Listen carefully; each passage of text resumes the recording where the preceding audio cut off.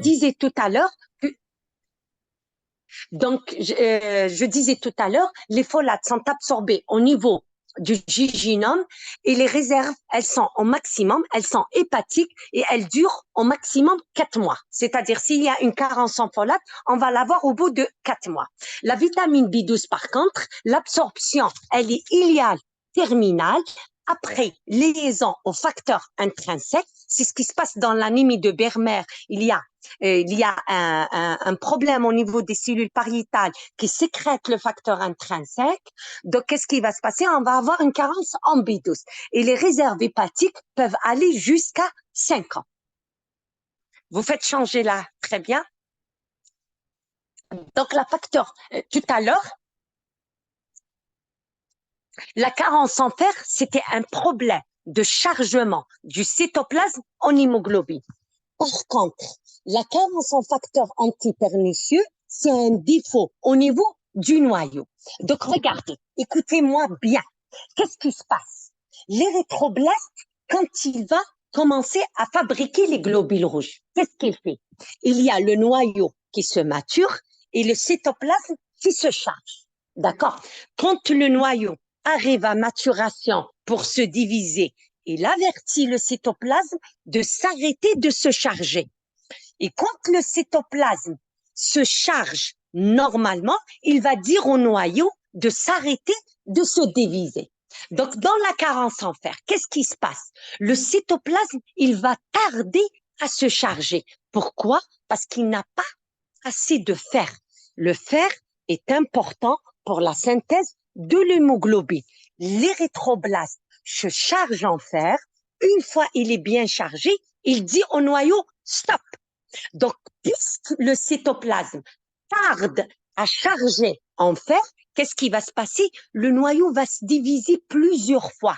Par exemple, au lieu qu'il se divise en 4 cellules de taille normale bien chargées, il va se diviser en 16 cellules de petite taille moins chargées. C'est pour ça, dans la carence en fer, on a des petites cellules mal chargées. Ça. Dans la vitamine B12 et le folate, c'est l'inverse. C'est le noyau qui tarde à se diviser. Donc, tant qu'il tarde à se diviser, il ne peut pas avertir le cytoplasme d'arrêter de se charger. Le cytoplasme va continuer de se charger. Et le noyau se divise lentement, puisqu'il n'arrive pas à maturation à temps, puisqu'il n'a pas les facteurs antipernicieux qui rentrent dans la synthèse de l'ADN. Donc, qu'est-ce qu'on va avoir? Au lieu que le noyau se divise en 6 cellules, il va se diviser en 2 cellules.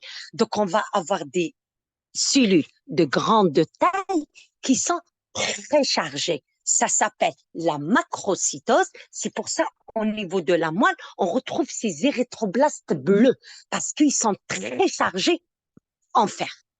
Donc, qu'est-ce qui va provoquer? Un défaut de synthèse d'ADN et ça va réduire les mitoses. Et comme la carence en fer, ça touche les muqueuses et les tissus à renouvellement rapide. Vous faites passer la diapo, s'il te plaît? Ça. Donc, la particularité de la carence en vitamine B12, c'est qu'elle altère la synthèse de la méthionine. La méthionine, c'est un acide aminé qui rentre dans la synthèse de la myéline, ce qui fait que le malade va provoquer des troubles neurologiques. Puis, dans la carence en fer, on dit sidéro-anémique parce qu'il y a les signes de sidéropénie et l'anémie. Dans la vitamine B12, c'est le syndrome neuro-anémique. Donc, comme pour la carence en fer, toutes les anémies carentielles, elles sont à début progressif. Elles s'installent progressivement. Il vous le ramène à 5 grammes, il vous dit en 2 semaines. Il a au moins 2 ans qu'il traîne son anémie. Donc, c'est un syndrome neuro-anémique. Syndrome anémique, je vous l'ai dit, tous les signes fonctionnels d'anémie sont communs. La gravité dépend du type d'installation, de l'âge du malade, de sa corpulence, c'est-à-dire si vous prenez une femme de 80 ans et vous prenez un jeune de 17 ans, ils vont pas supporter l'anémie de la même manière. Si l'anémie s'installe en 6 mois, on prend l'habitude avec elle et qu'elle s'installe en 3 mois, c'est pas la même chose. Donc, les signes fonctionnels de l'anémie changent selon le type d'installation, l'âge du malade, son état physique, plusieurs balles. Donc, ça peut aller d'une simple astination jusqu'à un engor d'effort chez un vieux. Signe neurologique, donc ce qui est pathognomonique de la carence en vitamine B12, c'est ce qu'on appelle la sclérose combinée de la moelle. D'ailleurs, souvent, c'est des malades qui se retrouvent au neuro, ensuite, ils nous les envoient. Donc, à l'associer un syndrome cordonal postérieur plus un syndrome pyramidal. Parfois, ça peut aller jusqu'à une dépression, psychose et troubles de sommeil. Je vous promets que j'ai eu 2 malades qui étaient hospitalisés en psychiatrie et c'était des carences en B12. Il y avait une jeune de 22 ans qui avait mis carrément sa main sur le feu. Il y avait un jeune de 35 ans qui était architecte. Il était hospitalisé pendant 2 mois en psychiatrie et c'était tout simplement une carence en B12. Les signes digestifs, c'est connu dans la carence en vitamine B12, vous allez retrouver un syndrome neuro-anémique plus trouble digestif. Pourquoi? Parce que la carence en facteurs antipernicieux, elle est souvent due à une malabsorption, contrairement à la carence en fer qui est due souvent à des pertes excessives, à des hémorragies. Donc, on va retrouver ce qu'on appelle la glossite atrophique, c'est la glossite de Hunter. On va retrouver des troubles dyspeptiques et on va retrouver de la diarrhée. Prochaine diapo. Ça. Donc, les troubles neurologiques qui sont inconstants, ils peuvent apparaître même en absence d'anémie. C'est-à-dire, le malade peut venir à 13 grammes d'hémoglobine et là, excusez-moi,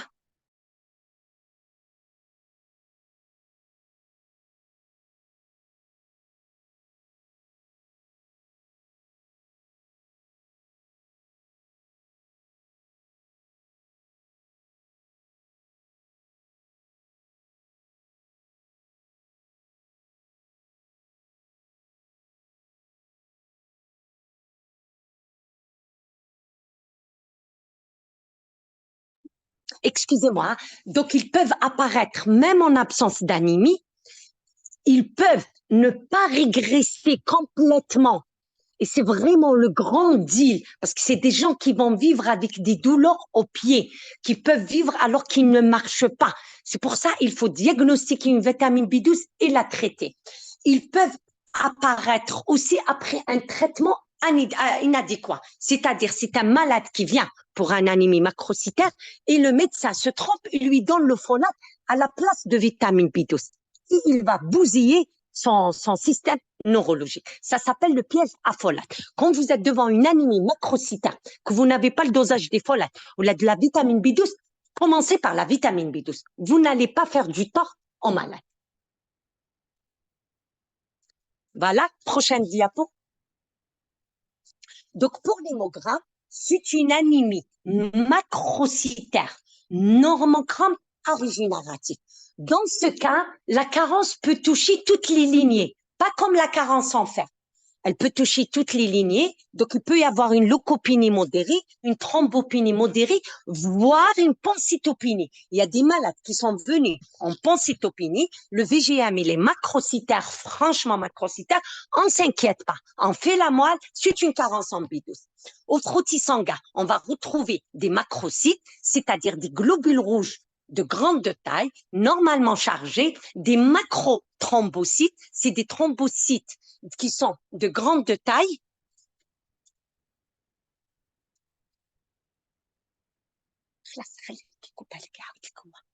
Et enfin, PNN hypersegmentés. C'est quoi les PNN hypersegmentés? Les polynucléaires neutrophiles, ils ont 3 à 5 segments. Inférieur à 3 segments, ça s'appelle un hypo. Supérieur à 5 segments, un hypersegmenté. C'est un des signes précoces et pathognomoniques de la vitamine B12. Le myélome gras, on va retrouver une moelle très riche. Par exemple, le myélogramme, actuellement, c'est vrai qu'on ne le fait pas systématiquement, sauf si le malade ne répond pas. Maintenant, le dosage de la vitamine B12 est disponible. Souvent, on fait le dosage. Si on retrouve une carence, on traite le malade. Si par malheur, le malade ne répond pas, on pense à autre chose, parce qu'il peut y avoir autre chose, on fait le médulogramme. Mais de mon temps, on faisait le médulogramme systématiquement. Donc, c'est une moelle riche, bleue. Pourquoi? Parce que c'est des érythroblastes grandes de taille, très chargés, qu'on appelle les mégaloblastes, avec des métamyélocytes et des myélocytes géants. Les mégacaryocytes sont hyper segmentés. Augmentation de la bilirubine libre et de l'LDH, mais c'est une petite augmentation, hein, c'est pas terrible, c'est dû à un avortement intramédulaire. Les érythroblastes sont de mauvaise qualité et la moelle les tue. L'acide folique, donc le taux sérique, il va être inférieur à 4 microgrammes, le taux intra-érythrocytaire inférieur à 150. Nous, on fait le taux sérique. La vitamine B12 inférieure à 200. Prochaine, Ousmane, merci. On va parler de l'anémie de Bermer. C'est quoi l'anémie de Bermer? C'est que le corps va développer des anticorps anticellules pariétales de la mucose gastrique. Ben là, ça va être des anticorps, donc antifacteurs intrinsèques, qui vont provoquer une atrophie gastrique, une achloridie gastrique histamino-résistante.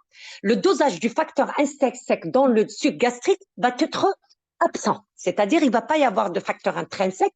La vitamine B12, pour qu'elle puisse être transférée par les transcobalamines, la cobalamine, c'est la vitamine B12, qui m'a la foldine, c'est la vitamine B9.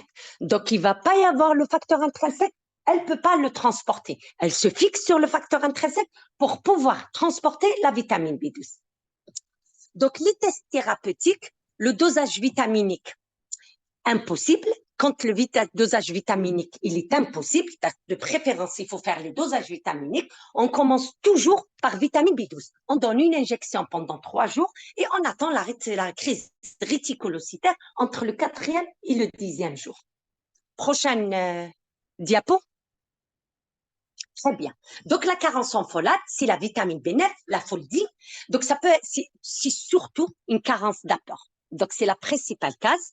Donc, c'est surtout les sujets âgés, ils mangent mal, personne ne pense à eux. Les gens qui prennent de l'alcool, parce que l'alcool commence l'acide folique. Certaines habitudes alimentaires, les gens qui font cuire beaucoup leurs aliments, pas de légumes verts, le nourrisson qui prend juste du régime lacté exclusif. À 2 ans, il va déclarer sa carence en folate et en fer. L'excès d'utilisation, c'est les grossesses, les consommations excessives dans les anémies hémolytiques congénitales. Il y a des hémolyses, donc ils consomment beaucoup d'acide folique et aussi certains médicaments. Par exemple, les méthotrexate, le Bactrim, la salazopérine, certains antiépileptiques, ils provoquent une anémie par carence en folate avec le temps. Donc, c'est des malades qui ont mis systématiquement ce traitement préventif de folate, de l'acide folique, 5 mg par jour. La malabsorption digestive, c'est la maladie cœliaque, c'est les lymphomes et c'est la résection duodo-jejunale, parce que c'est là où ça se passe, l'absorption. Prochaine. Voilà.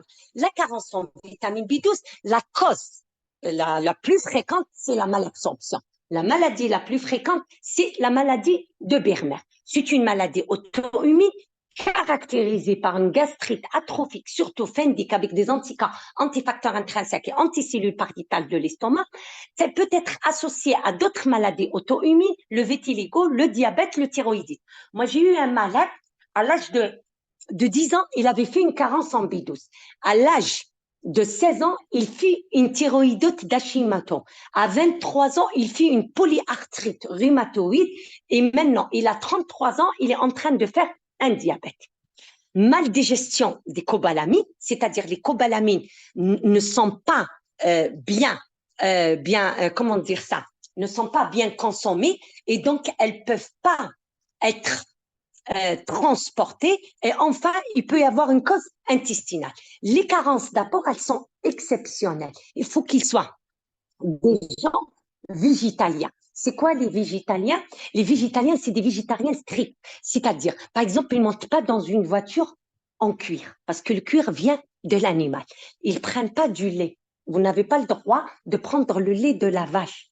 Vous voyez, ils ne mangent pas des œufs, parce que les œufs, vous avez compris, ils ne mangent rien d'animal, que ce soit animal lui-même ou d'origine animale. Ils ne prennent rien. Donc ça, c'est ce qu'on appelle les végétaliens. C'est eux qui font les carences d'apport. D'ailleurs, c'est des gens qui prennent de la vitamine B12 en comprimé. Prochaine, voilà. Donc le test de Schilling, ça, vous devez l'apprendre par cœur. Un examen sur deux, il tombe.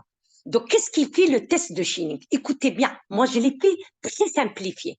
Il évalue l'absorption de la B12 radiomarquée. Qu'est-ce qu'on fait? On fait d'abord une injection. Quand on fait une injection en IM, on passe l'estomac. On n'a pas besoin du facteur intrinsèque. Vous avez compris? Donc, on fait une injection préalable de 1000. Pourquoi? Pour qu'on sature tous les récepteurs de la B12. Ensuite, qu'est-ce qu'on fait? 2 heures après, on administre par os de la bêta-12 marquée. Marquée au cobalt 58. Puis, on mesure la radioactivité des urines. On va voir combien il a absorbé. Chez le sujet normal, la radioactivité va être supérieure à 10% de la radioactivité ingérée. Parce que c'est ce qui se passe. En absence, 10% de la vitamine B12.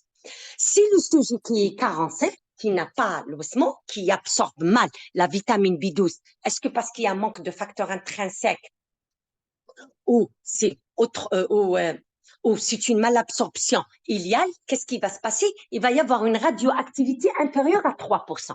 Qu'est-ce qu'on fait? Maintenant, on a retrouvé que ce malade n'absorbe pas bien la vitamine B12. Mais s'agit-il d'une atteinte iliale ou d'un problème gastrique? Qu'est-ce qu'on fait? On rajoute du facteur intrinsèque en même temps que la B12, c'est-à-dire on lui donne de la B12 couplée au facteur intrinsèque. Si elle se corrige, c'est-à-dire que ce malade avait un problème de facteur intrinsèque, elle est d'origine gastrique et c'est l'anémie de Bermer. Si elle ne se corrige pas, c'est pas c'est pas un problème de facteur intrinsèque, c'est une malabsorption iliale. Et là, il faut aller faire une biopsie et rechercher pourquoi. D'accord? Si vous n'avez pas compris ce test, vous me posez tout à l'heure la question. Voilà, vous envoyez les questions et le délégué va me les poser au fur et à mesure pour ne pas avoir beaucoup de chailloux. Donc, les carences, en fait, donc la dose curative, c'est 5 mg. Il y a la dose curative plutôt. Alors, chez l'adulte, c'est 20 mg par jour, c'est-à-dire c'est 4 comprimés par jour. Chez l'enfant, c'est 10 mg par jour. On donne pendant 2 mois. En préventif, chez les anémies hémolytiques, on donne 2 comprimés par jour, 15 jours par mois. C'est-à-dire, on lui demande de prendre 2 comprimés, un jour oui, un jour non. Un jour oui, un jour non. Pour la grossesse, c'est 1 comprimé par jour, le premier trimestre. Pourquoi? Parce que parmi les conséquences de la carence en folate, c'est la spina bifida chez le bébé. Donc, il faut mettre la femme enceinte sous acide folique parce que la carence en folate provoque spina bifida. Vous n'avez pas encore fait neuro. Après, vous ferez neuro. Spina bifida chez l'enfant. Et ça peut être à l'origine, par exemple, d'une stérilité, d'un mauvais développement, de troubles neurologiques. La létherfoline, c'est malabsorption ou un trouble d'utilisation des folates. On donne de la létherfoline. La létherfoline, c'est du folate en injectable. La carence en vitamine B12, dans l'anémie de Bermer, on donne en IM, on donne une ampoule par jour pendant une semaine, une ampoule par semaine pendant un mois, une ampoule à mois à vie. La fibroscopie doit se faire tous les 2 à 3 ans parce qu'il y a un risque de cancérisation. La gastrectomie aide. Il faut savoir une chose, si le malade présente des troubles neurologiques, vous allez donner de la vitamine B12 tous les jours jusqu'à disparition ou stabilisation des troubles neurologiques. Jusqu'à ce que le malade vous dit « Là, c'est bon. Vous savez que c'est des troubles neurologiques irréversibles. Vous le laissez tranquille. La prochaine diapo. Voilà. Donc, les anémies macrocytaires sont dominées par la carence en vitamine B12 et B9. La carence en folate, elle est essentiellement liée à l'insuffisance d'apport ou bien c'est comme pour le fer. Les folates marchent souvent avec le fer. Ou bien, si la consommation excessive, surtout chez les malades qui prennent certains traitements, on en a parlé tout à l'heure, méthotrexate, alors que la carence en B12, elle est dominée par la malabsorption. Alors, qu'est-ce que vous voulez? On commence les cas cliniques ou là, vous posez vos questions, ensuite on fera les cas cliniques. Aïe, aïe, activez-vous. Alors, qu'est-ce qu'ils ont dit? Ah, واحد ما Je ريبوندون. vous entends pas, je t'entends pas bien, Abdelrahman. قال لك les cas cliniques. On commence Mais par comme- les cas cliniques. Oui, Ok. Donc, vous passez le premier cas clinique, s'il te plaît. Tu passes le premier cas clinique. oui. Ça. Donc, c'est une femme âgée de 27 ans, sans antécédents particuliers, qui consulte pour asthénie évoluant depuis ce mois, avec une notion de minométrorragie. Donc, c'est une femme, aucun antécédent, asthénie, signe fonctionnel d'anémie, 6 mois, chronique, avec notion de minométrorragie. L'examen clinique retrouve une pâleur cutanée muqueuse intense, chute de cheveux, angles striés et cassants, herpès labial bilatéral. L'hémogramme retrouve donc les globules blancs à 7600, l'hémoglobine à 6,3, VGM à 62, CCAMH à 30, globules rouges à 3,8 millions et plaquettes à 680 000. Parmi les diagnostics suivants, quel est celui le plus probable? Alors, واحد فيكم يقول لي criez برك un petit peu. Donc, le كاين diagnostic le plus probable, c'est une anémie fériprive. Très bien. Donc, c'est le diagnostic le plus probable. Alors, deuxième diapo. Voilà. Quels sont les signes cliniques en faveur de votre diagnostic?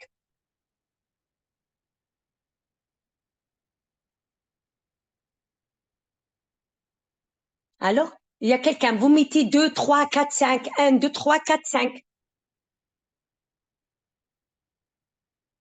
Chute de cheveux, très bien. La 3, c'est chute de cheveux. La 4, oui, l'herpès labial bilatéral.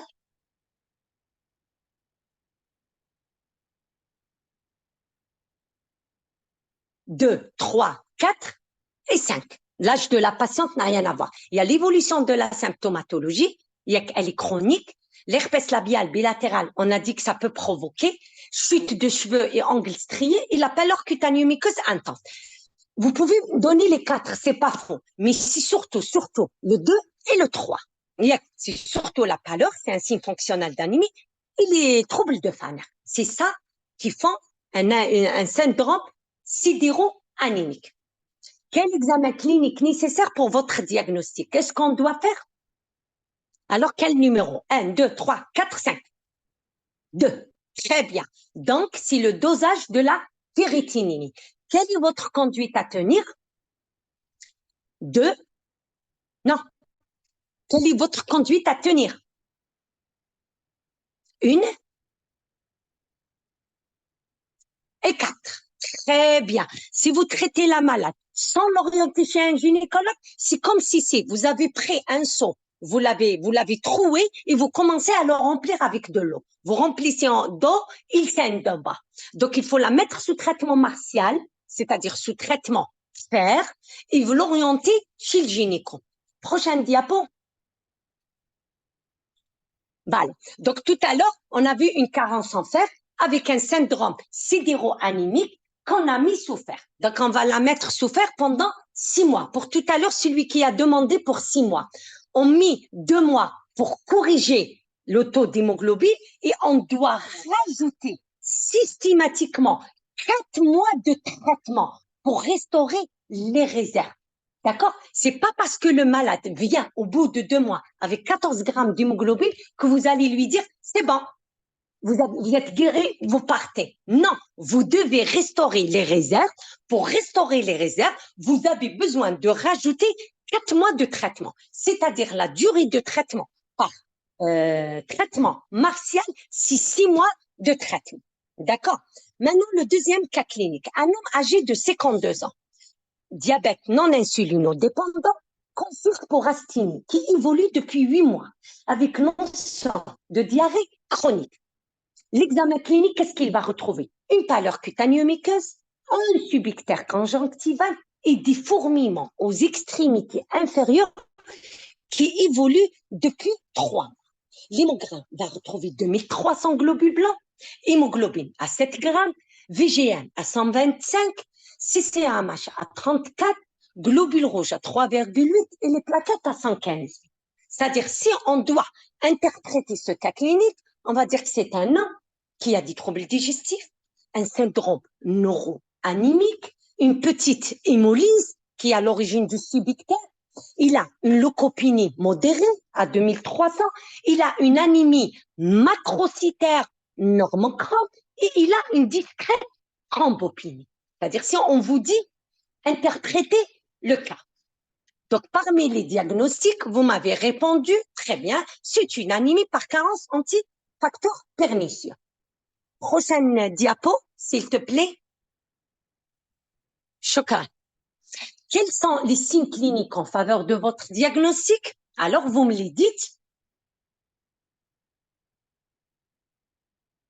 Si le 2, c'est surtout numéro 2, d'accord? Si vous voulez l'évolution de la symptomatologie, parce qu'elle est chronique. Les anticentres de DNAD, on va en avoir besoin. Normalement, si vous avez évoqué une anémie de Berman, vous allez dire que le fait qu'il soit diabétique, ça rentre dans le cadre d'auto-immunité, comme un malade qui est suivi pour un vitiligo, un malade qui est suivi pour un problème thyroïdien. On a eu des malades qui avaient le vitiligo et qui ont développé après une carence en B12.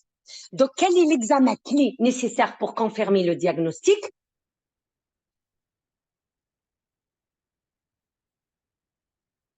Voilà, il faut faire dosage de la vitamine B12 et folate. D'accord? Je vous ai dit maintenant, pour vous, la génération d'accord? Le dosage maintenant, il est disponible, il est accessible. De mon temps, il n'était pas accessible. On vous envoyait la vitamine B12 en France. Maintenant, non, il est accessible. Très bien. Quelle est votre conduite à tenir?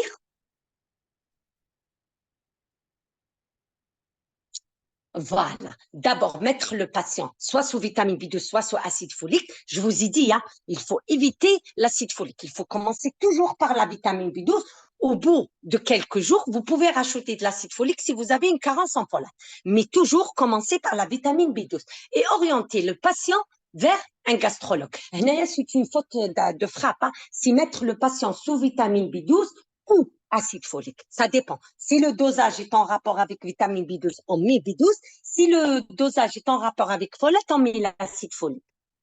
Voilà. Prochaine cas clinique. C'est bon? D'accord. La patiente, donc, elle est âgée de 35 ans, c'est une femme, parce que la carence en fer, elle est connue, hein, surtout en Algérie, hein, c'est l'apanage de l'enfant et de la femme. L'homme, rarement il fait une carence en fer. Moi, quand il me vient un homme pour une carence en fer, je vous promets, j'attends qu'un cancer digestif sorte, parce que c'est exceptionnel. L'homme, il n'a pas de raison pour perdre du sang. La femme, il y a le cycle, il y a les grossesses, il y a l'allaitement. Donc, âgé de 35 ans, qui consulte pour une dyspnée d'effort, asthénie, et dont le début remonte à 5 mois. L'examen clinique, une pâleur cutanée muqueuse, pas d'ictère, une tachycardie et des ongles cassants.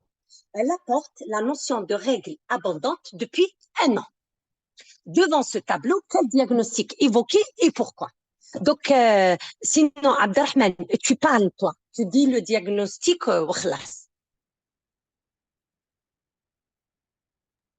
il faut crier. Voilà. Anémie ferritrique. Très bien. Un bilan fait, retrouve. D'accord? Retrouve un taux de globules blancs à 7900, un taux d'hémoglobine à 7,3, un taux de globules rouges à 4,7 millions, une hématocrite à 25,2 et un taux de plaquettes à 400 000. Les réticulocytes sont à 2%, le frottis sanguin, les neutrophiles sont à 70, les lymphocytes à 22, les eosinaux à 1 et les monos à 7. Au frottis, on retrouve une hypochromie, microcytose, plaquettes 3 croix. D'accord. Interprétez ce bilan.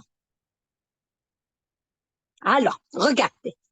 Qu'est-ce que, quand on vous dit interpréter ce bilan, vous allez commencer par l'hémogramme. Vous allez dire qu'il y a un taux de globules blancs normal.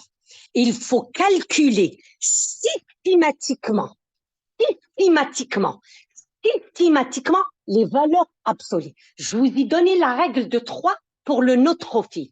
Vous allez mettre 100 cellules correspond à 7900.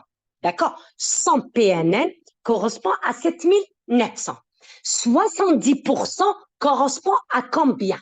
Donc, les 2 zéros vont partir et vous allez avoir 70 fois 7. Donc, le taux de PNL est de 5530. D'accord. Ensuite, on doit calculer le taux de réticulocytes. Alors, les réticulocytes, je ne vous l'ai pas mis. Je vais vous dire comment calculer les réticulocytes. Vous allez mettre 100 correspond à 4,07 millions, c'est-à-dire à 4,070, 3 zéros. Le million, c'est 6 zéros plus 1. Donc, c'est 4,070, 3 zéros. 2%. OK. Ah, il n'y a que quelqu'un me calcule le taux de réticulocytes. Rapidement.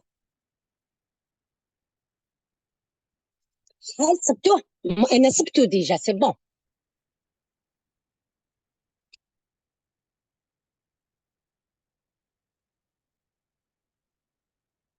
Alors que celui qui l'a trouvé, vous avez compris la règle de 3. Vous mettez 4 70 000 correspond à 100. 2 correspond à combien? Vous mettez 4 70 000, c'est-à-dire 4,7 millions, dirohom en millions, c'est-à-dire vous rajoutez, il y a déjà 2, vous allez rajouter 4 zéros. D'accord? Correspond à 100, c'est-à-dire 100%, c'est 4,07 millions. 2%, c'est combien? Donc 2 fois 4,07, ça fera combien? Ça fera 8,34. Ça. 8,34 fois نحيو 2 زيرو شحال يبقاو لنا؟ يبقاو لنا 2 زيرو اخرين. شحال تولي 83400. قتلتكم لا كالكولاتريس نتوما. احسبوا بلا كالكولاتريس. C'est la règle de 3. Est-ce que vous avez compris? Donc ce malade, on va retrouver un taux de globules normal avec un taux de PNN normal, de lymphocytes normal, d'éosinophiles normal et de monocytes normal. Souvent, on vous demandé les neutrophiles. Donc, vous allez dire qu'il y a un taux de globules normal, OK, sans neutropénie, sans lymphopénie, sans éosinopénie, sans monocytopénie. Il y a une anémie microcytaire épocrante. Vous allez apprendre par cœur à calculer le VG.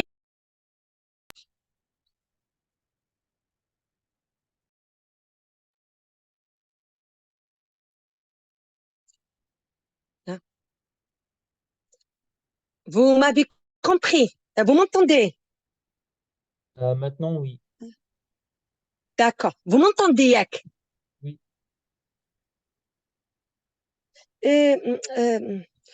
Parce que j'arrive pas, ma bêche, qui s'est passé votre vidéo.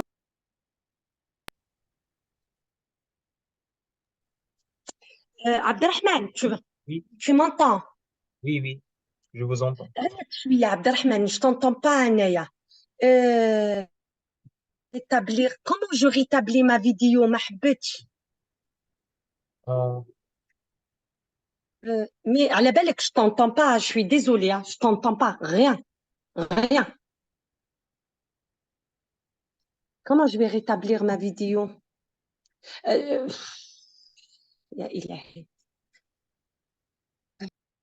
J'arrive pas. docteur, Oui, m'entendez? je suis là. Docteur, la réunion va fermer dans 2 minutes. Je peux l'ouvrir encore une fois et vous pouvez rétablir votre D'accord. écran. Il reste pas beaucoup. On termine ce cas. Il reste encore 2 cas cliniques et quelques CM. Ça, Anis Tenek. OK, ça.